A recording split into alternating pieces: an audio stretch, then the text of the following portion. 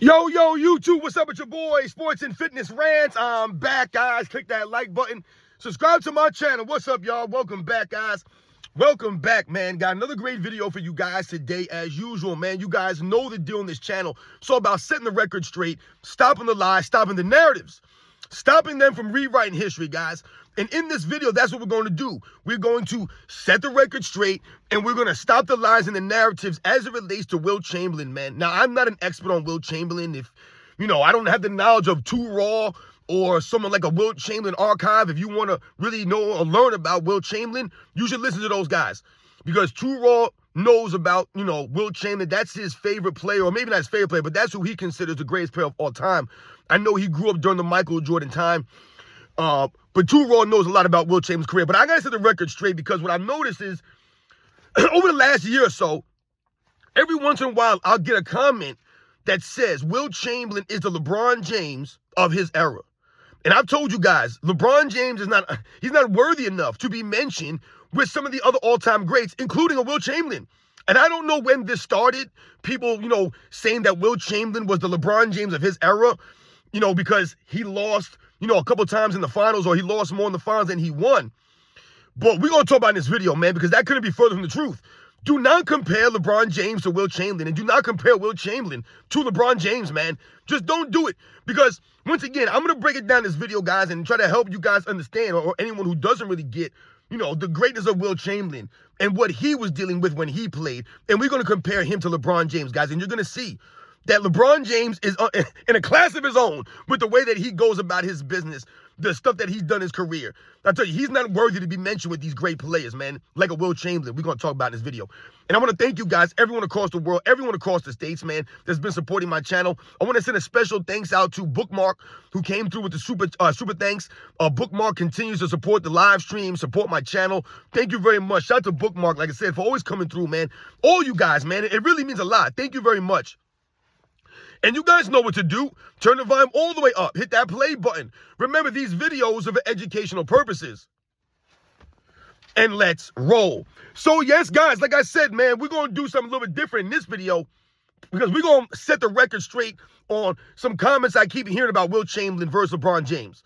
Now, like I told you guys, I'm not an expert on Wilt Chamberlain. I didn't grow up watching Wilt Chamberlain. It was way before my time. But once again, I've done my research, I've done my homework, and I've listened. That's the key here. I've listened to people who know more than me about a topic like Wilt Chamberlain, for example.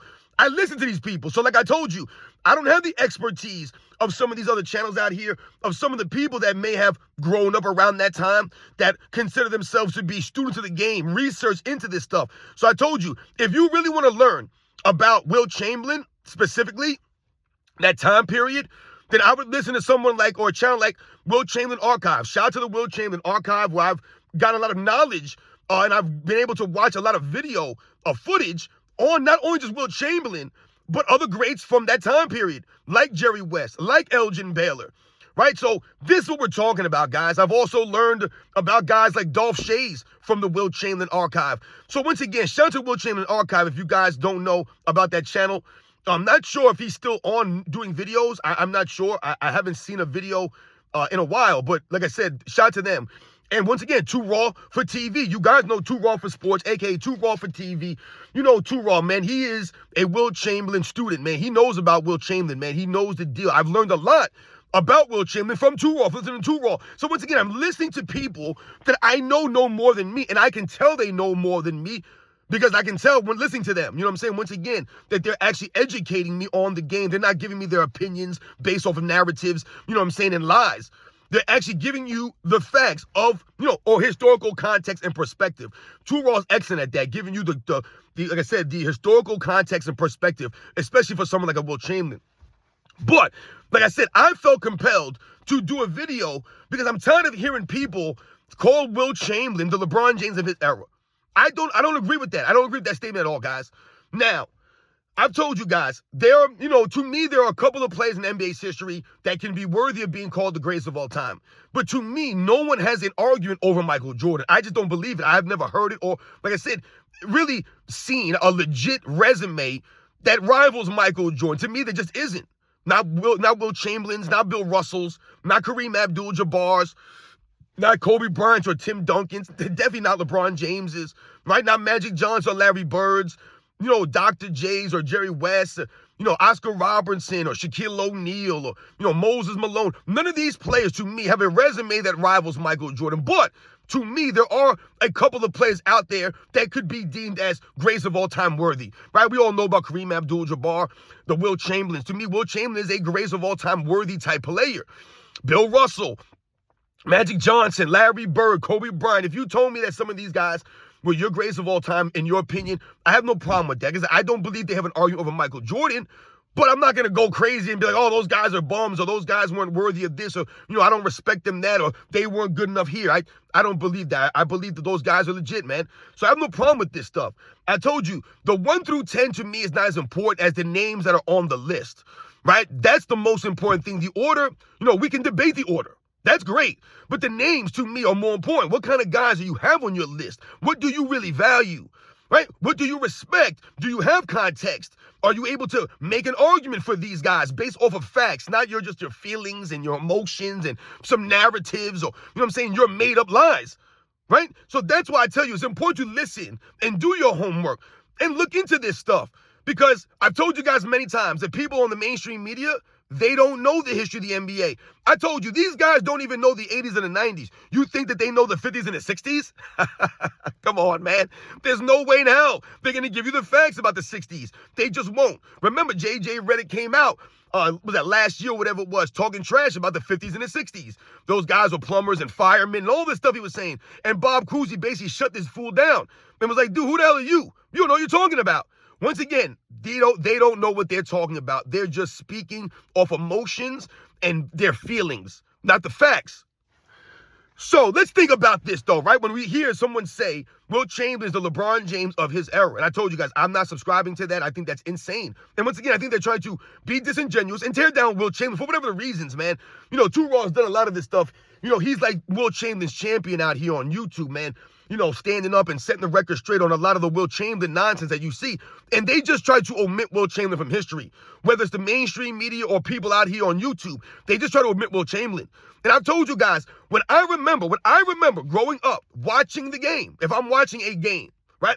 And like I told you, Michael Jordan would accomplish some crazy feat, his scoring the basketball, right? Michael Jordan was doing all these crazy things, scoring titles every year, leading the league in scoring, 30-plus points per game, playoff scoring numbers just what Michael Jordan was doing was insane, scoring the basketball in the 90s. Out of control.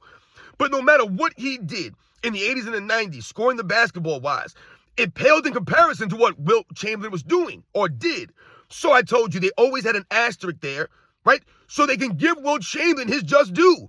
So they would say, yes, Michael Jordan, the first player to do X, Y, Z since the ABA-NBA merger, and then they would have Wilt Chamberlain's name there. That's what I remember often as a kid, because he did some crazy stuff. So they had to omit Wilt Chamberlain basically from these lists so that they could give Michael Jordan some credit, but at the same time, show Wilt Chamberlain some respect. Now they don't do that. Now they'll have a list of guys with, I was listening to Raw the other day, actually, and he had a video where they had the most 50-point games in NBA's history. And they didn't even have Wilt Chamberlain on the list. They had Michael Jordan number 1. And we all know that's not true. And that's not a knock on Michael Jordan. Too Raw wasn't knocking Michael Jordan or saying, how dare they put Michael Jordan there? Who's Michael Jordan? No. It's how dare you leave out Wilt Chamberlain? Why leave out Wilt Chamberlain? Because once again, you're highlighting Wilt Chamberlain's greatness in that area, that aspect of the game, right? But you're also giving credit to the NBA's history. You're pushing the game forward by educating the people who are watching that. So, if people didn't know about Wilt Chamberlain, a young person, maybe 15 years old or 12 years old, maybe they're up and coming, learning about basketball, just started watching the game. They see that list now.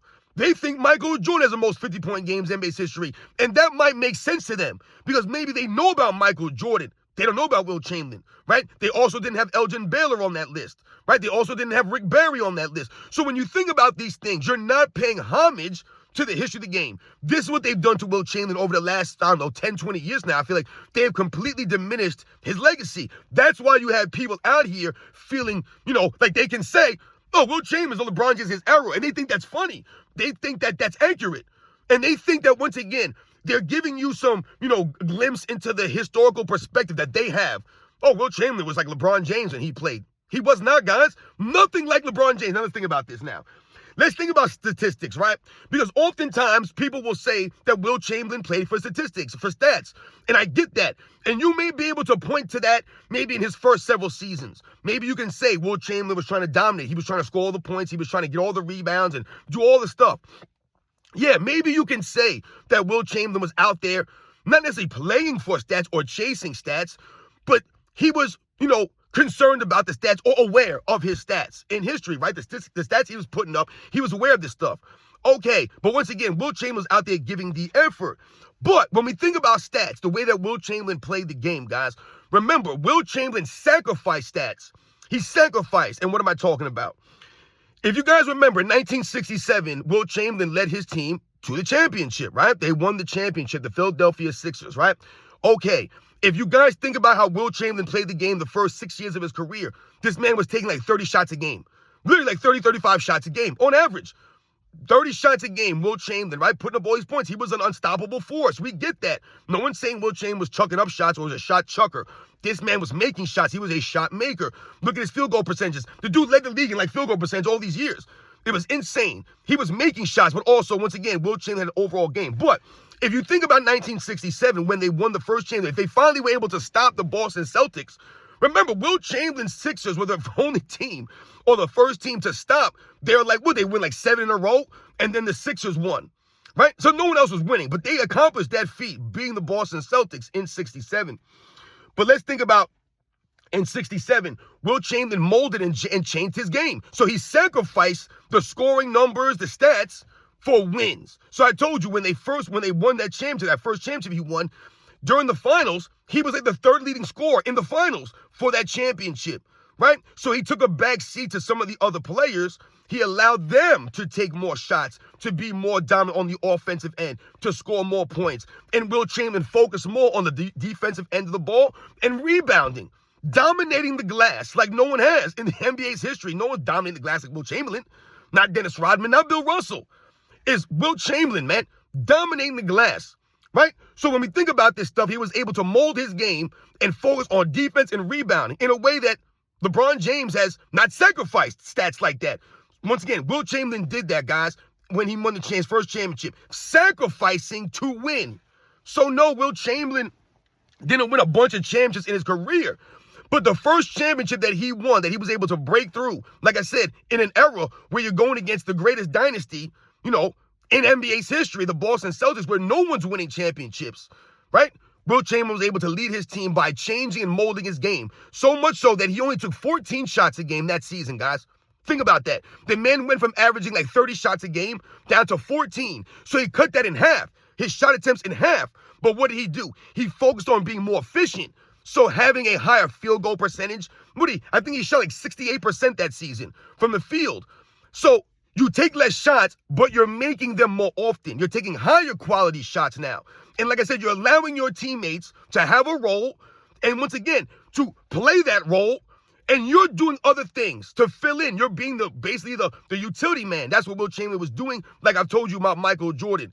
He played defense and rebound, and he focused on playmaking.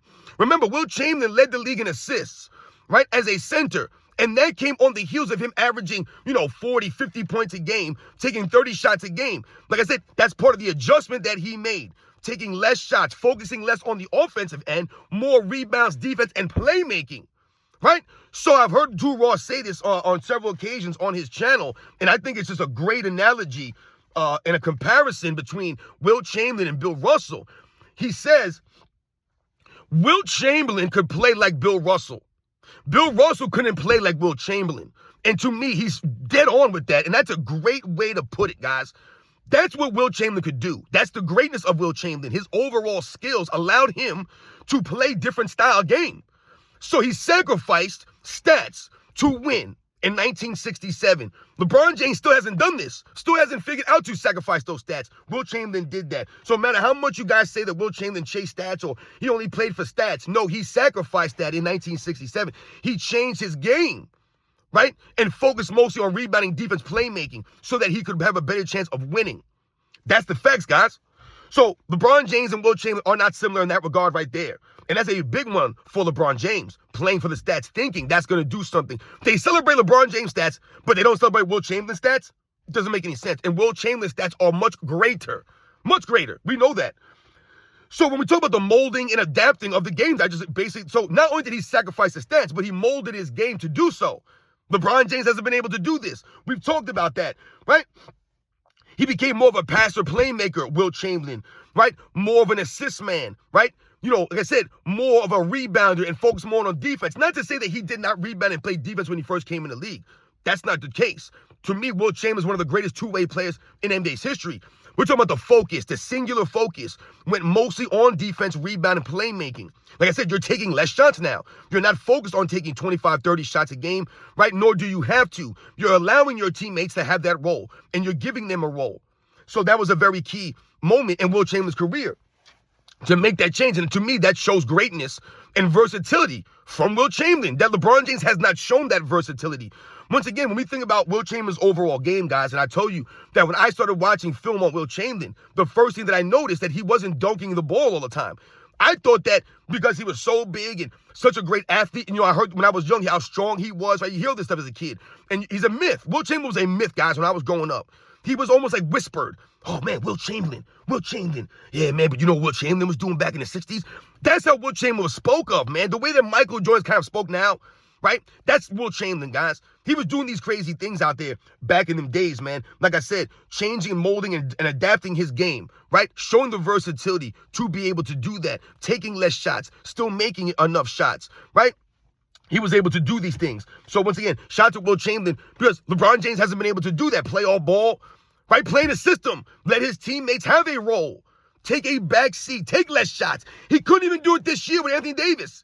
He had to take the same amount of shots, 18 shots, just like Anthony Davis. Couldn't sacrifice any shots for any of his teammates. Every year he's been in LA, he's taken the most shots on the team, guys. Every year he's been there. That's not sacrificing. Never does. So when you talk about LeBron James being 4-6 in the finals, I told you that's part of the reason why. Because you never sacrificed to play in an actual system. You never allowed your teammates to be the best version of themselves. You were not coachable to that degree. Wilt Chamberlain was able to do that to a certain level and help his team lead his team to a championship. If we also think about, you know, LeBron James, and, you know, they'll say, oh, Wilt Chamberlain is the LeBron James of his era because of the stats, because of how many times he lost in the finals, or he lost more than he won, you know, and they'll talk about how he played on 3 different teams. Once again, Wilt Chamberlain was traded to these teams. Let's understand something here, guys. You know, it's not the same what LeBron James did going to Miami and then going to the Lakers, going back to Cleveland and going to the Lakers. It's not the same as what Wilt Chamberlain was doing in his time. Once again, you know, like I said, Kareem Abdul-Jabbar didn't want to play in Milwaukee, right? And he basically pretty much demanded a trade out of Milwaukee. Like, I don't want to play there. He just want him to be there. So Kareem Abdul-Jabbar got traded to the LA Lakers. No one brings that up for Kareem Abdul-Jabbar. Do they? I never hear them trash Kareem Abdul-Jabbar. No. We hear Kareem Abdul-Jabbar as the greatest player of all time, or a top 5 player, top 3 player. And I hear that all the time. Oh, you have to have Kareem in your top 3, top 5. I don't subscribe to that. You guys know that. I do not believe that. But that's what they say. But Kareem Abdul-Jabbar demanded a trade out of Milwaukee. Didn't Kareem Abdul-Jabbar not win until Oscar Robertson came to Milwaukee the second season he was there in 1971? So how come they don't bring up Kareem Abdul-Jabbar doing this stuff? Right? Kareem Abdul-Jabbar wasn't winning until Magic Johnson came along.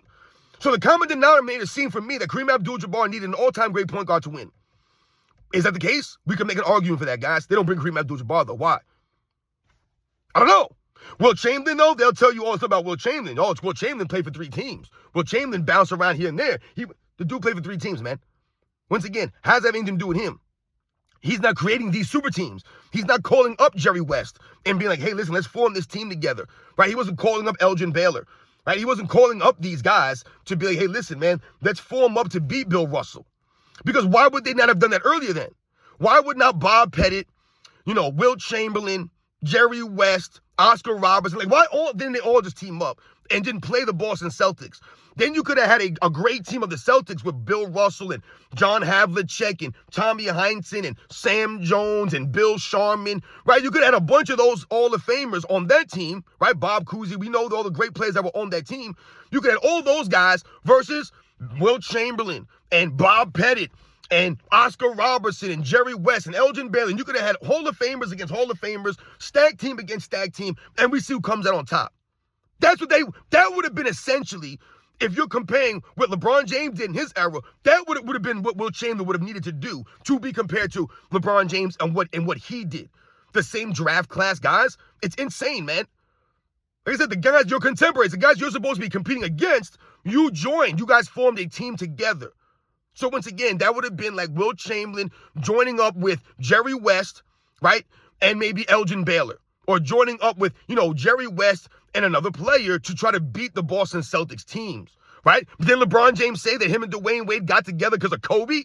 So, that would have been the same thing. Wilt Chamberlain and Jerry West and Oscar Robertson, all the great players from the 60s getting together and be like, listen, we can't beat the Celtics. They're the only team winning. We can't beat these guys. Why don't we all get together, form this team, and then play?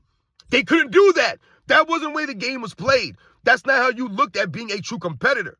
So that's not Wilt Chamberlain. He didn't have that ability, that freedom to do those things, guys. So I don't understand what we're talking about here. It doesn't make any sense. Also, Wilt Chamberlain did not play in the weakest era in NBA's history. He did not play in the weakest era in NBA's history. That actually goes to LeBron James and his 2010s Eastern Conference. This man played in the weakest conference in NBA's history. That was not Wilt Chamberlain's conference. Wilt Chamberlain had to go against the Boston Celtics every year in his conference. That's who he's dealing with. He's dealing with these guys. He's dealing with teams like the Syracuse Nationals, right? With Dolph Schayes, right? And Tom Gola. You're dealing with great teams with great players on them. Because once again, when we think about the NBA at that time, only having 8 teams, they use it as a knock on those guys when that actually enhances the teams. Let's think about something here for a second, guys. And I'm not saying that the NBA is greater with less teams. That's not what I'm saying. It's good to have all these teams and have more talent, more players in the league. I get all that. What I want you guys to think about something. If the NBA turned around today or tomorrow and they were like, listen, we're going to cut the teams down and we're going to do 10 teams. So right now there's 30 teams in the NBA or something like that. We're cutting it down to 10 teams. We're going to get rid of 20 teams. What would that mean, guys, if you think about it? What that would mean is that there would be more great players on the teams. Because where else are they going to go? There's not that many teams. So you're going to have all these great players on one team. This is what you're going to have. You're going to have more talent condensed, right? The lesser players are going to get phased out. Guys are not going to make the league. They're not going to make a roster, right? But you're going to have more of the greater players on the teams. This is what it was explained to me, all right, by guys who knew more about the game, from back in them days than I did. And that makes 100% sense, guys. You're condensing the teams down, so now you have more potent, rosters. And that's what these guys dealt with back in them days. They couldn't create these teams, though, on their own. Not the way it was. LeBron James was able to do that. And once again, he still lost more than he won under those conditions. Let's think about one of the most important things, guys. I know this video is going kind of long. The most important thing I really want to mention, though, here, in relation to the Wilt Chamberlain, is the LeBron James of his era. And I've said this before many times. Wilt Chamberlain was not allowed to use his physicality the way that players have been able to use their physicality in the past. So we've compared to Shaquille O'Neal, where I've said, if Wilt Chamberlain was allowed to play Shaquille O'Neal style basketball of the 2000s in the 60s, how many championships would he have? Maybe he would have more championships. Maybe he would have never lost, right? Because he would have been able to just pile drive guys. And, you'll hear stories sometimes about Wilt Chamberlain being almost a gentle giant. As far as his, willingness to really hurt people out there on the basketball court. He didn't want to hurt people out there. He understood his physical abilities, his athleticism, his strength, his size. So he was a gentle giant in that regard. Not saying that he was a nice guy. We've heard stories about Wilt Chamberlain. He could be kind of a nasty dude, man, right? Once again, none of these guys are perfect. Their personalities, not perfect people. No one said that Wilt Chamberlain was a great humanitarian or the nicest guy in NBA's history, right? But the dude was a legit basketball player who played almost every minute of every game, right? Didn't load manage like LeBron James. And like I said, he wasn't allowed to use his physicality like LeBron James is. Think about the way LeBron James is allowed to use his physicality in an era where there's no physicality, man. It's laughable that LeBron James is allowed to drive down the court, barrel into people all game long, and that's okay. But you're not supposed to be able to use physicality in this era, I thought, right? Guys can't use their hands. They can't bang into you. Right? The defense is pretty much handcuffed. That wasn't the case when Wilt Chamberlain played. When Wilt Chamberlain played, the defense had the advantage. Guys could put 2 hands on you. Guys could hit you with their forearms. The offensive fouls were called for nothing back. I tell you, it's laughable when you look at what these guys got called for offensive fouls for. Insane. I mean, literally insane, guys. So Wilt Chamberlain could not play that game. Also, They actually changed the rules to make it harder for Wilt Chamberlain. Did they do that for LeBron James? No, they actually made the rules easier. They adjusted the game to make it easier for LeBron James. So, the freedom of movement, no hand checking, right? Allowing LeBron James to just barrel into guys. That's helping LeBron James, is it not? They've changing the rules, molded the game to help LeBron James. That's why he's able to stay relevant, even though he hasn't worked on his game or adapted or adjusted his game. He's able to just stay in the NBA this long because they've made it that way. They made the game easier for LeBron James, man, in the weakest, softest era of all time. That wasn't the case for Wilt Chamberlain. They made the game harder for Wilt Chamberlain. They adjusted the lanes for Wilt Chamberlain, right? They didn't want him dunking the basketball. I told you, Wilt Chamberlain could dunk free throws. They wouldn't let him. They stopped. They outlawed that. They stopped him doing these things. These are the things that Wilt Chamberlain was doing, right? Did Wilt Chamberlain play for the stats? They'll say, oh, he played for the stats of LeBron James, and we talked about this. How could you really be playing for the stats when they weren't even tracking blocks and steals when Wilt Chamberlain played, but yet still the man was still attempting and blocking shots and stealing the ball? If he was playing for stats, then why would he try to block shots if they weren't counting them? You understand what I'm saying? Was there some kind of selfishness to Wilt Chamberlain? Absolutely. A lot of these guys have a selfishness to them. You know, a me-first mentality, some of them. It's mostly when you think about the overall, right? LeBron James is all about him. Nothing else is for anything else. So if Wilt Chamberlain was really all about the stats, then he would not waste time blocking shots that weren't being counted, would he? I don't know. It just wouldn't make any sense to me. If you're all about stats, then why would you go try to chase block shots? Why would you create all these steals and do all this stuff on the defensive end? They weren't even tracking this stuff. That was Wilt Chamberlain. That's what these guys did. They went out there and played the game. That was just playing basketball, right? So I don't buy that he was all about the stats and nothing else. Like I said, when you sacrificed and molded your game, and then once again, you went out there and blocked shots at a high level, but you get no credit for this stuff because they didn't track these things. You see what I'm saying, guys? So you won't hear Wilt Chamberlain's name get mentioned much when we talk about the all-time great shot blockers, because you can't say, oh, Wilt Chamberlain led the league in shot blocks X amount of times. When we all know, like historians will tell you, that he probably led the league in shot blocks every single season. And he would have put up some of the most ridiculous shot blocking numbers in the history of the game. So like I've told you guys, Bill Russell, Wilt Chamberlain, some of these guys that played back in the day, they did not track blocks and steals, but they're still considered some of the greatest defenders of all time because of the way that they played the game. It wasn't about the steals or blocks that they created. It was the way that they played, the effort that they gave, and the impact that they had. That's the facts. So LeBron James could barrel into guys all game long. Nothing happens. That wasn't Wilt Chamberlain. He wasn't able to do that. So that's a huge difference. Like I said, how many championships would Wilt Chamberlain have if he was able to play that style of basketball and just barrel into Bill Russell all game long and just try to knock guys like Nate Thurman and Willis Reed down, and like I said, just run into these guys like Walt Bellamy and Gus Johnson. Just try to use your elbows and shoulders all day. Just barreling into guys. Dolph Shays and Neil Johnston, Bob Pettit. Like, that's not the game the great game was played. You weren't allowed to do those things. The game was actually officiated very tightly. Also, Wilt Chamberlain couldn't carry the basketball like LeBron James. He couldn't travel all over the court like LeBron James can and get away with this stuff. So he was officiated to a higher standard than LeBron James. So he's not the LeBron James of his era. Not even close. There is no LeBron James of that era. That's the point, guys. At the end of this video, I want you guys to understand. That's the main point here. There is no LeBron James of any other era. LeBron James is one-on-one, and not in a good way. In a bad way. That's why, to me, he's not worthy. To me, I've never seen a superstar level talent. A superstar player, guys. Not a star player, a role guy. A superstar player. A top 5, top 10 player of your era, right? In the NBA. I've never seen someone do what LeBron James does. Flop at that high of a level consistently like that. Load manage all the time like that. Air ball free throws all the time. Walk off the court early. Not create. Like, think about it. His game has not adapted or evolved in any way. But you're supposed to be a great player. Wilt Chamberlain evolved his game. LeBron James never did. Wilt Chamberlain couldn't use his physicality. LeBron James did. Remember, Wilt Chamberlain wasn't pumped up through the narratives, the lies. He wasn't pumped up through the media. He was pumped up over what he did. He was a freak. So they would marvel at Wilt Chamberlain. I told you guys, in the 80s and the 90s, when I grew up watching this stuff, man, Wilt Chamberlain was spoken about like in hush, like in whispers, almost like I said, like a myth. It was respect. I don't remember anyone tearing down Wilt Chamberlain. And then people will say, oh, Bill Russell won more than Wilt Chamberlain. No doubt about it. I keep telling people, when when they say, oh, Wilt Chamberlain only won 2 championships. He only won 2 championships. He won a championship in 67. The only team, the first team to stop the Celtics from winning like 7 in a row. That's amazing. Right? That would have been like if someone would have beat Michael Jordan's Bulls in the 90s in the finals. That's what that would have been like. What happened with Wilt Chamberlain beating the Celtics that year. Right? I think it was Bob Pettit and Wilt Chamberlain, the only guys to lead their team over the Celtics in the late 50s and the 60s when the Celtics were dominating. No one else won. And there were great players. Elgin Baylor and Jerry West couldn't break through until Wilt Chamberlain came along.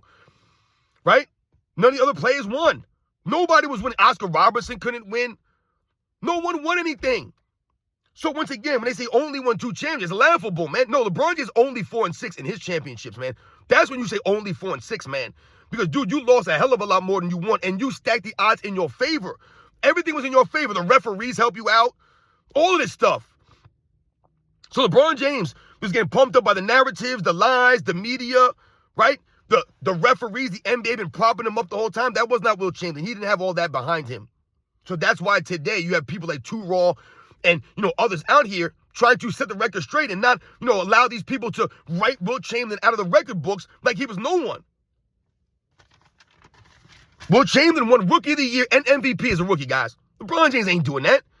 And Wilt Chamberlain didn't miss the playoffs his first 2 years like LeBron James did. Wilt Chamberlain was in the playoffs his first 2 years.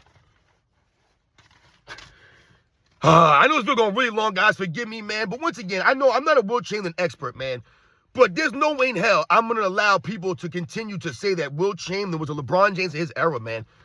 Was Wilt Chamberlain, like I said, a fantastic human being? And, like I said, we talk about sometimes these guys' personalities, right? And we talk about sometimes, these guys' demeanors. And these guys not perfect, man, right? I told you, even Michael Jordan, he wasn't really a nice guy. Like, am I going to see Michael Jordan out in town asking for an autograph? Hell no. Would he give me an autograph? Hell no, he would not. That doesn't make Michael Jordan a dirtbag or a mean person, man. Like I said, they don't owe us that. He don't owe us that. They don't owe us anything but to show up on the court and play. That's what they do owe us, and that's what they did. Wilt Chamberlain was playing like 45 minutes every night, playing all these games, battling through injuries. He had a devastating knee injury late in his career, Wilt Chamberlain. Still came back and was able to play. And he went against stiff competition. But they don't make excuse for Wilt Chamberlain. They don't make excuse for Jerry West when they're going against stiff competition. Even when Wilt Chamberlain went to the Lakers with Jerry West, Elgin Baylor for that year, those couple of years before Elgin Baylor retired, they were going against the New York Knicks. These teams were stacked. The Knicks were a great team. You're talking about the Knicks had 5 Hall of Famers, guys. Right? The Knicks had 5 Hall of Famers on that second team. Right? The Knicks won in 1970, I believe in 73. Right? The Bucks won in 71. The Lakers won in 72. The New York Knicks were a formidable team. And they beat the Lakers a couple of times in the finals. Yo, these guys were good, man. You had Willis Reed, who's a legit Hall of Famer, MVP winner. One of the great big men of that time. You had Walt Clyde Frazier, one of the great two-way point guards in the history of the game. One of the great defensive point guards. Walt Clyde Frazier, man. You had Dave DeBusschere. You had Bill Bradley. These guys are legit rebounders, box-out guys, mid-range games. And you had Jerry Lucas on that team, guys. That's 5 Hall of Famers on one team. That's what they have in the Knicks. That's who the Lakers went against. But they'll give excuse, oh, LeBron James had to go against the Warriors. What? Stop it, man. On his team that he put together. No excuse for Wilt Chamberlain. You guys know the deal, man. Wilt Chamberlain is not the LeBron James of his era. There is nobody else that's the LeBron James of any era. That dubious honor goes to LeBron James. I tell you, he's one of one. The worst superstar in NBA's history, guys. Stop trying to tear down Wilt Chamberlain with the nonsense, man. You guys know the deal, man. I'll catch you guys on the next one.